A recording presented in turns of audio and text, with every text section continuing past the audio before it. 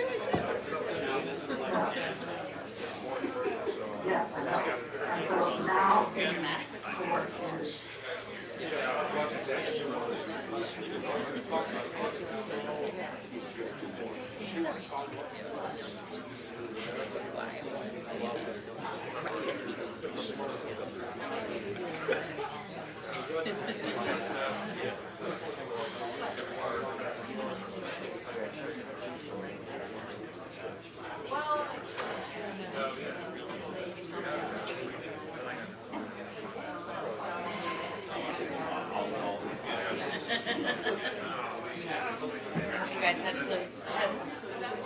were able to relax.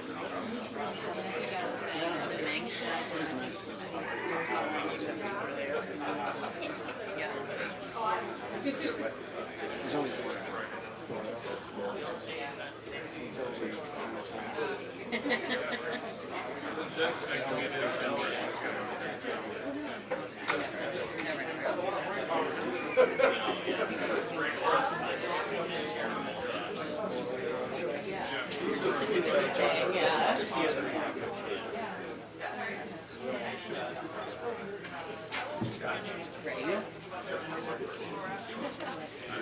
I wouldn't care. Something weird for you.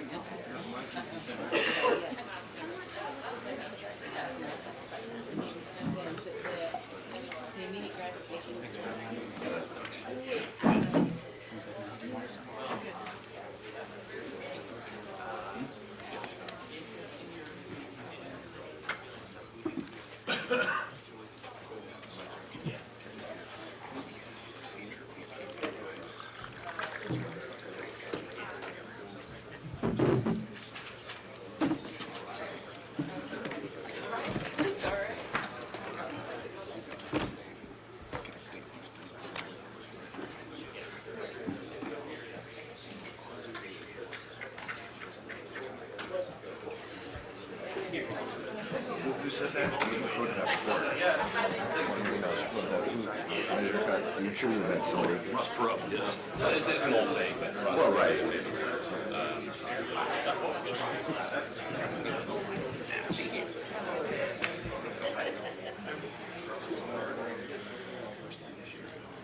Yeah, I like it.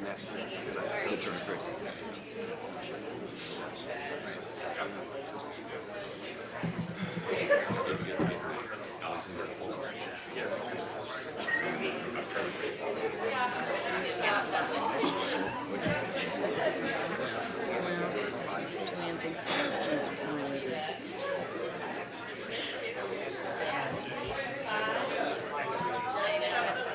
Some questions, I mean, not based on logic, just sort of how he was. There's a couple. We'll see them.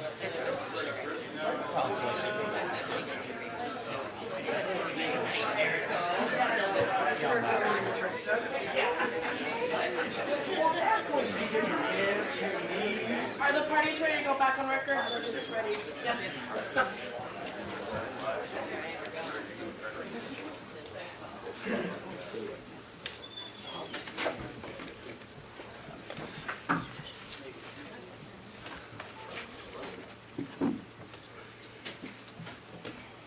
Please rise. Court resumed its session. Thank you. Please be seated.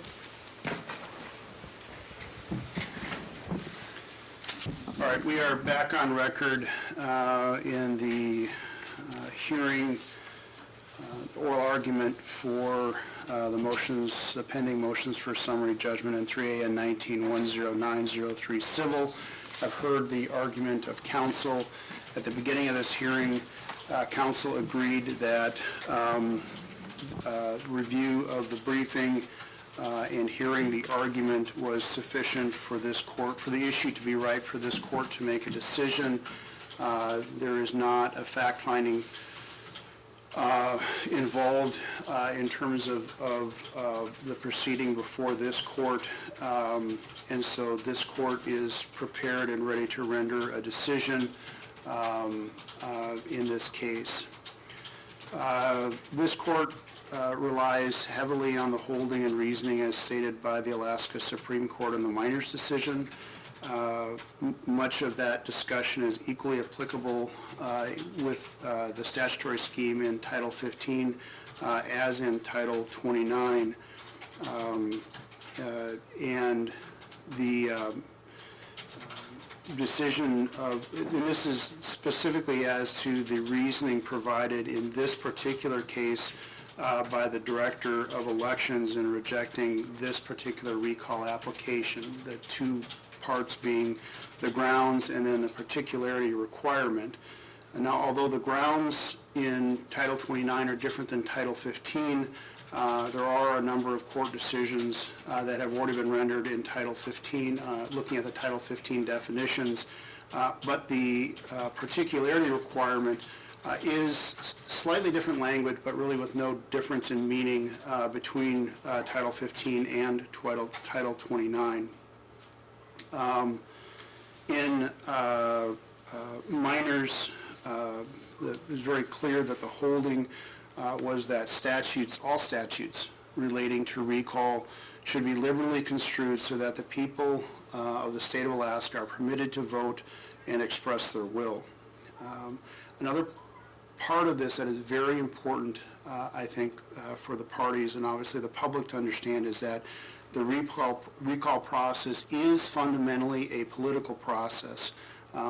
This is not an issue for the judicial branch to decide whether the governor should stay in office or not, or some other elected official. This is a question for the voters, and the Constitution makes that very clear. It provided the duties to the responsibility to the legislature to provide and create a process for recall and the grounds.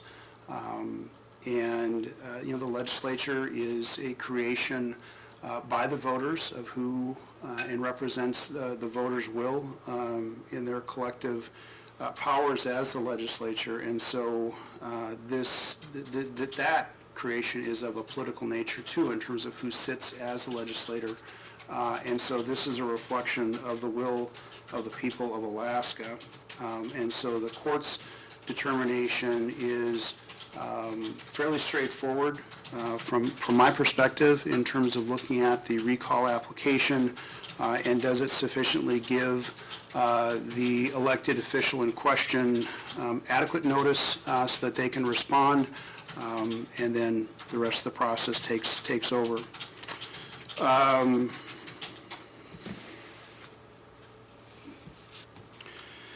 It is, as I mentioned, that it is important to this court that there have been Supreme Court decisions. There have also been Superior Court decisions that have touched on the process, the recall process, both under considering Title 15 and Title 29. Obviously, the Superior Court decisions that have been rendered before today aren't binding on this court, but they're certainly instructive. And it's very important to consider that in those decisions, there's very specific discussion about what exists and what doesn't exist in the Title 15 and Title 29 statutory schemes in terms of the lack of definitions, for one, in terms of the grounds, and then the particularity requirement. The legislature has looked at the Title 15 scheme and made some adjustments to it in 2000, 2005, and 2006. And to this court, that is very important because Miners was decided in 1984. Von Stauffenberg was decided in 1995. There are the decision in Valley Residence was in August of 2004. That's Title 15. The Coghill decision was in September of 1993. That's a Title 15 analysis. And the Citizens for Ethical Government was decided in January 2006. That probably is a little tighter time frame with respect, but there was a legislative review of the Title 15 statute in 2006. It's important to this court because the experience of this court is that many times the legislature has reacted to a court decision. When a court has issued a decision that the legislature has disagreed with, appropriately the legislature has gone back and they have amended the law. They've made changes, they've eliminated it, they've stated new requirements, new definitions of what they feel is appropriate to clarify exactly what their intent is in terms of a particular statutory scheme.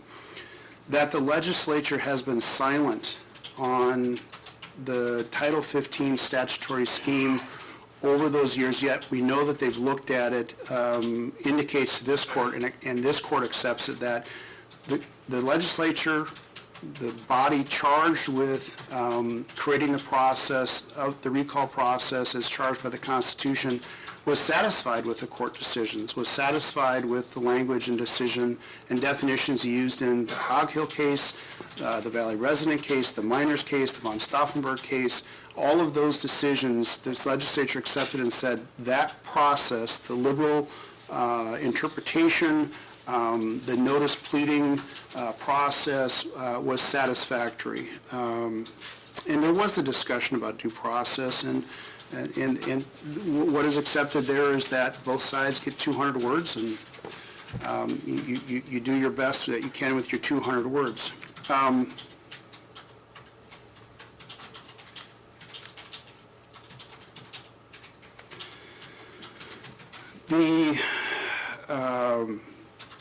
Another part that is important to this court in making this decision is that you mentioned that what the legislature has not done in spite of, and I shouldn't say in spite of, but with the knowledge of the court decisions that I've cited, is that the public also has had the ability to do this. They have a very important and powerful tool through the initiative and the referendum process. Through the initiative process, they have the legislative ability to create laws. Through the referendum process, they have the ability basically to act as the governor to veto a law. And the public has not initiated that in terms of making those changes. And so the public itself, the people of this state who really have the vested interest in terms of having access to a recall process have stated they're satisfied in terms of the state of the law as it exists right now. With that backdrop, then, this court declines the invitation of the Attorney General and the interveners to expand beyond the holdings of Miners and von Stauffenberg, and as those holdings have been implicitly adopted by the legislature. Further, this court declines to restrict the voters' right to affirmatively step in to admonish and disapprove of elected officials' conduct in office, as they have a right to do through, as I've identified, the referendum, the initiative, referendum, and a recall process. There was motions about striking portions of the briefing because of exhibits and affidavits, and the court agrees that it's not weighing evidence, and so its review and analysis of the application is that which is contained within the 200 words. That's what was ruled on or opined on by the director, and that's what the court is limiting its review of. So the court does not weigh any evidence, and in that vein, the court has no basis to review or consider the affidavits or exhibits filed within the briefing to make any type of evidentiary rulings. The court's approach is that which is stated in Miners, and that is basically in the civil procedural process, a motion to dismiss for failure to state a claim. In other words, the allegation is taken as true, and it is looked at in terms of whether that supports one or more of the grounds as provided by the legislature in Title 15. As to each of these allegations, except for the fourth, the plaintiff has alleged that the act or acts of the elected official in question, which is the governor, violated the law.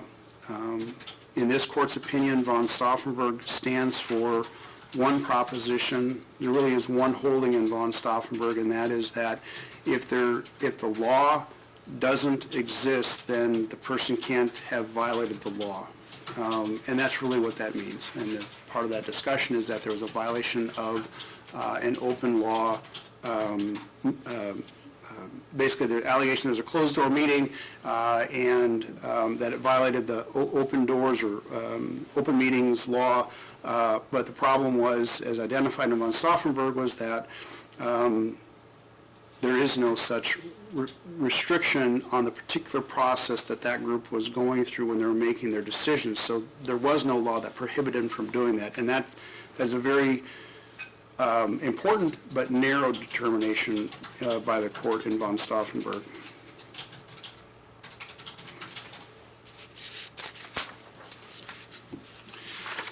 With respect to lack of fitness, the definition that was applied in the Valley Residence Superior Court decision is logical explanation of what lack of fitness means and would give an elected official reasonable notice of what is expected of them. This court, I think for added clarity, this court views lack of fitness as also including a demonstration of the person's ethical and moral fitness for the office, which is tied to the oath of office as provided in the Constitution that every political officer must take when they take office, and that is to faithfully discharge their duties. Implicit in that is that they are going to act ethically and morally.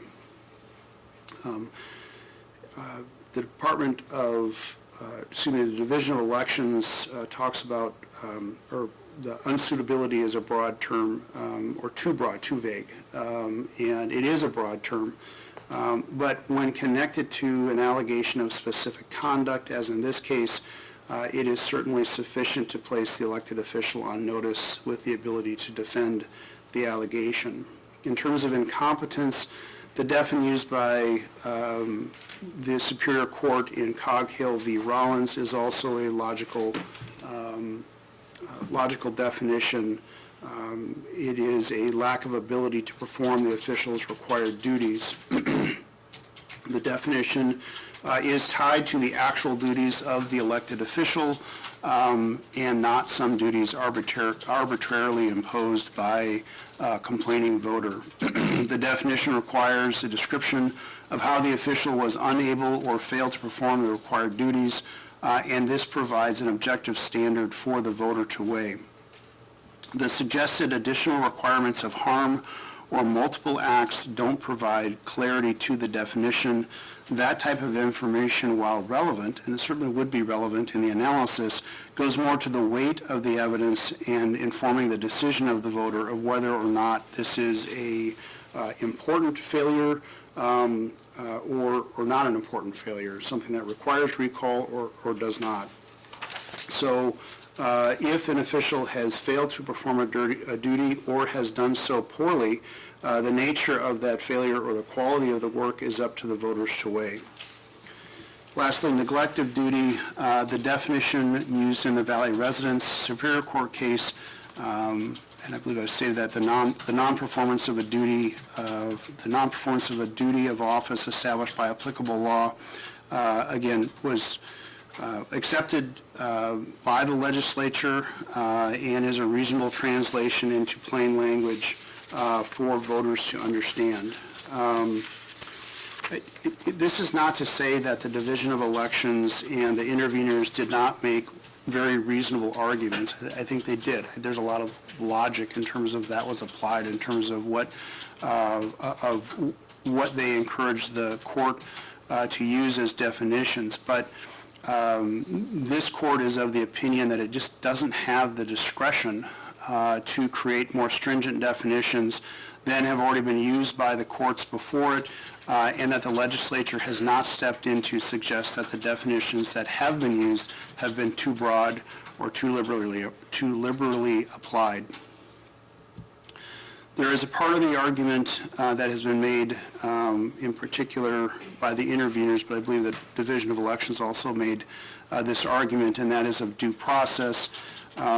Here, the legislature created a process both in Title 15 and in Title 29 that required an applicant for recall to state within 200 words, no matter how complicated the factual or legal complaint may be, the grounds for recall. The challenged official has the same 200 words in which to rebut the allegations.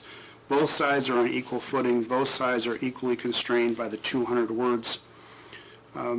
The argument by the interveners that there is a property interest involved, I don't think that is disputed in terms of holding that office. But if you look at, in the experience of the attorneys here at least, we can look at the complaints that we see in many civil cases where there is a complaint asserting a property interest. Allegations, it's not uncommon for allegations to be quite broad and conclusory in their language. When a person makes a claim or an allegation that somebody has committed an act or failed to act, they are necessarily making a conclusion within that. They're not asking a question, they're making a statement that something has happened or not happened.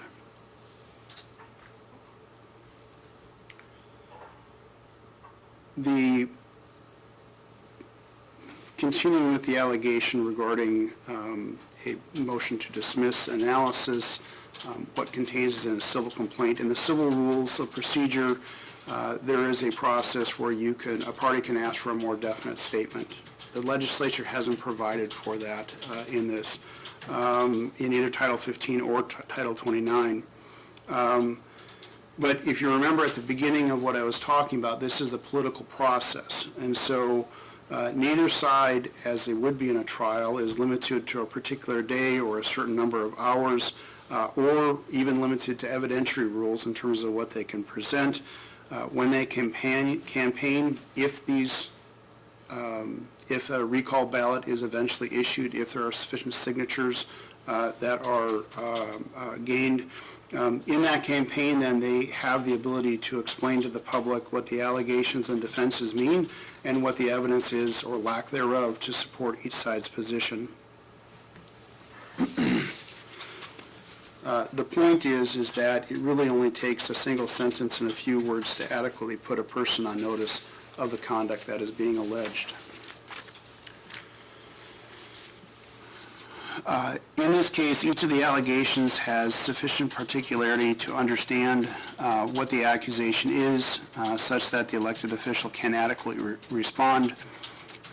As I pointed out in some of my questions, if you consider Miners and in von Stauffenberg, there are no legal sites provided in the applications, yet the parties in the court were able to intelligently discuss the applicable law that drove the ultimate decisions in those cases. As I have referred to, that part of this process, the due process, is the ultimate trial if we get to that point. And if a recall ballot does issue, both sides will have the opportunity to address the voters, present their evidence supporting their particular argument, and on election day, the voters, like a jury, will have deliberated and will render their vote on what they believe to be true or not true. In conclusion, this court reverses the Director of Elections' decision to reject the recall application with the exception of Allegation 3B. Allegation 3B will be struck. It is a particular allegation. It states in there that the legislature was precluded from performing its responsibilities. The that is not supported by the law because the legislature, even though it may be difficult to override a veto, has the ability to do so, and it's their responsibility to uphold their their duty to uphold their responsibilities if they disagree with what the governor has done in terms of the veto. All other allegations, including the and/or propositions, do state adequate particularity and do adequately make allegations consistent with the grounds provided by the legislature, such that a recall application should have been issued. Therefore, this court orders that the Director of Elections shall certify the remaining recall application pursuant to Alaska Statute 1545-540 and shall prepare the petitions as required by Alaska Statute 1540-560. The petitions shall be prepared and issued to the applicants no later than February 10th of 2020. That's approximately 30 days from now, unless that date is stayed by the Alaska Supreme Court. I add that language. I'm assuming that my decision will be appealed. This court does not intend on granting a stay of that process, but you certainly have the ability to go to the Supreme Court to ask for a stay, and they'll have the decision on whether to grant one or not. As a result, then, the plaintiff's motion for summary judgment is granted in part and denied in part. The Division of Elections and intervenor cross motions for summary judgment are denied in part and granted in part. Counsel, a written decision, I will make my best efforts to have one issued by close of business on Monday the 13th. When that issues, that will trigger final decision in this matter and will trigger your time to initiate the appellate process if you so wish. Any questions or requests for clarification? Ms. Lindemuth? No, Your Honor. All right. Ms. Patton-Walsh? No, Your Honor. Mr. Jameson? No, Your Honor. All right. Counsel, I do have one, I would respectfully request the ability to make the motion for a stay orally here, and I understand you're inclined not to grant it, and that's understood, but I would like it reflected in the record that we would be moving for a stay of your ruling from you, and you can certainly tell us what your ruling is, but I'd just like that procedure reflected, unless you'd rather have it in writing. I think the record would be better served by a written motion to stay. I'm not saying you can't file that, but I do think it helps parties if they understand my thinking in this and that where you should go. But if you would like to make that record and provide more grounds for it, I will certainly consider it. I would like you to file it, please, on an expedited basis so that we can have quick briefing from other parties and their position. I'll make a decision that certainly would help inform the Supreme Court if they decide to review that decision. Thank you. Thank you. I did want to say to counsel involved that it is this court's opinion that the state of Alaska was well served by all of your work. I realize you hold very different opinions in terms of the ultimate decision of this court, but I hope that the public appreciates the quality of legal work that all of you provided, and I know that you will continue to provide if this case is presented to the Supreme Court for their decision. So thank you for your work. I appreciate it. We'll go off record.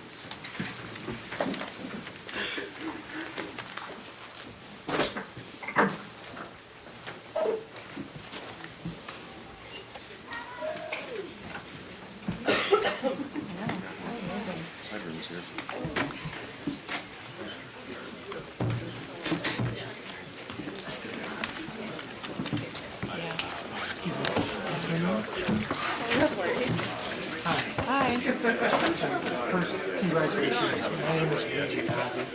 So I have some knowledge of this